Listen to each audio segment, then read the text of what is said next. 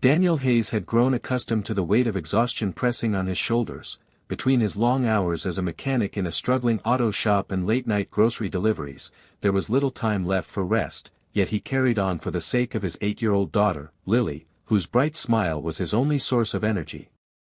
That rainy Thursday morning began like countless others, dropping Lily at school, promising to be at her dance recital that evening, and heading straight to work, but by late afternoon, as he drove through the wealthiest part of town for his last delivery, his day took an unexpected turn.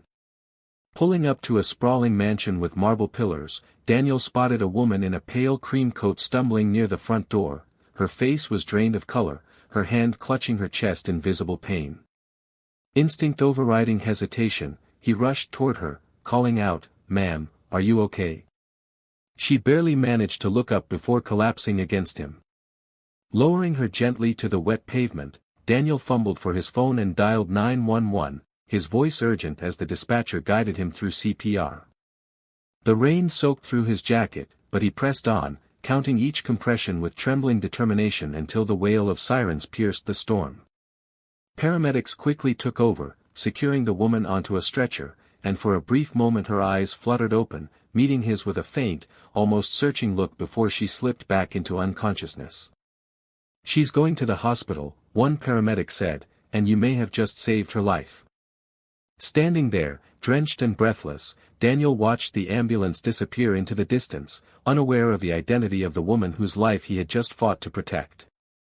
Only when he glanced at his watch did he remember Lily's recital, realizing with a pang of guilt that he was already late. He hurried back to his car, heart still pounding from the adrenaline, rainwater dripping down his face, and a nagging curiosity tugging at him. Who was she, and why did it feel like this encounter was about to change everything? The following morning, while Daniel was tightening bolts beneath the hood of an old pickup at the auto shop, his phone buzzed with a blocked number. His first instinct was to ignore it, assuming it was another persistent debt collector, but something in his gut urged him to answer. "Mr. Hayes," a calm, precise voice said, "this is Margaret Whitmore's personal assistant, she wishes to speak with you." The name jolted him. Margaret Whitmore was a billionaire industrialist whose face he'd seen on magazine covers in checkout aisles, a woman whose empire spanned real estate, shipping, and philanthropy. Before he could fully process it, another voice, fainter, older, but carrying undeniable authority, came on the line. "Mr. Hayes, you saved my life yesterday," she said simply. "When I woke up in the hospital, my first call wasn't to my lawyers, my board, or even my friends. It was to you." Her words hung in the air, surreal and heavy, and Daniel stammered that he had only done what anyone would have. "No," she replied firmly, "most people would have stood frozen, or kept driving. I want to see you." She insisted he come to her estate that evening, and when Daniel explained he couldn't leave Lily alone, her assistant interrupted, "Bring her. A driver will pick you both up at 6. That evening, Daniel and Lily were ushered through towering gates into a mansion that seemed to belong in another world. Crystal chandeliers glittered overhead, soft music hummed through hidden speakers, and the scent of roses filled the air. Margaret sat in a high-backed velvet armchair, pale but regal, her sharp eyes studying Daniel as though memorizing every feature.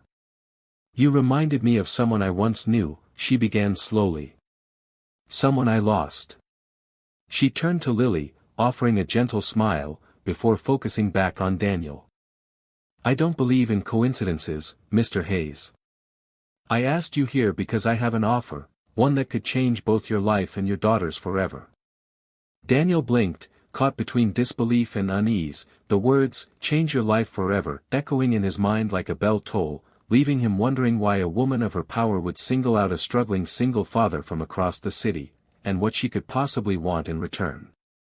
Daniel sat stiffly in the ornate armchair across from Margaret, feeling out of place among the polished marble floors and priceless oil paintings that seemed to watch him from the walls, while Lily, unbothered, perched on the edge of a cushioned stool, swinging her legs. Margaret leaned forward, her voice steady but laced with something personal. "I have no children, no family I can trust, and more money than I could ever spend," she began, her gaze unwavering. "But none of that matters when your heart stops in the rain, and a stranger kneels beside you without hesitation." You didn't know me, yet you gave me everything you had in that moment. That's rare. She paused, letting the words settle before continuing. I want to hire you, not as a mechanic or a driver, but as the manager of my estate. You'll oversee my staff, maintain the property, and ensure my personal affairs run smoothly while I recover. In return, you'll have a salary big enough to end your financial struggles, full benefits for you and your daughter, and a trust fund guaranteeing Lily's education. Daniel's breath caught. The offer was beyond anything he'd imagined, but pride prickled in the back of his mind. It felt like charity, and he had spent years surviving without anyone's handouts. Why me? He asked finally, his voice quiet. Because I trust you, Margaret replied without hesitation. Trust is worth more than money to me, and you've already proven yours. Lily, sensing the weight of the moment, came forward holding a sheet of paper and handed it to Margaret. A crayon drawing of a man kneeling beside a woman under a raincloud, his hands pressed to her chest. That's Daddy saving you, Lily explained with innocent pride. Margaret's eyes softened, moisture gathering at their edges, and she carefully set the drawing on the table like it was more valuable than the art on her walls. Sometimes, she said softly, looking between father and daughter, life gives you exactly the person you're supposed to meet, right when you need them most. Daniel left that night with the contract in his pocket, his mind a whirlwind of disbelief, gratitude, and suspicion. Part of him wanted to accept, but another part couldn't shake the feeling that there was more to her offer than she was letting on, and that whatever the truth was, it was about to change his life forever. Weeks passed, and Daniel gradually settled into his new role at the Whitmore estate, learning the rhythms of its staff, the quirks of the sprawling property, and the subtle ways Margaret preferred things done. Yet he couldn't help noticing how much time she chose to spend with Lily, reading to her in the library, walking with her in the gardens, even teaching her to play chess in the sunroom, while their conversations often drifted into questions about his childhood. One crisp afternoon, as golden leaves drifted across the manicured lawn, Margaret asked Daniel to join her for tea in a quiet corner of the conservatory. She looked healthier now, but her eyes carried a depth that made him sit a little straighter. Daniel, she began softly, I owe you more than my life. The day you saved me, I called you first, not just because you were my rescuer, but because I recognized your name. Confused, he frowned, and she continued, years ago, a man named Michael Hayes worked for my company. He was exceptional. He once saved me during a robbery at one of our factories, pushing me out of the way when an armed man tried to shoot. He didn't survive. I never forgot his bravery, or the debt I owed him. Daniel's chest tightened. Michael Hayes was his father, but he had never known how he died, only that it happened when Daniel was still a boy. Margaret's voice trembled as she said, when I saw your name on the ambulance report, I knew fate had brought you to me. I couldn't save him, but I could save his son. That's why I called you. That's why I offered you this life. The air between them felt heavy with a truth that redefined everything, and for a long moment, Daniel could only stare at her, his hands clenched in his lap. Finally, he managed, you didn't just help me, you gave Lily and me a future my dad would have wanted. Margaret reached across the table, her hand resting over his.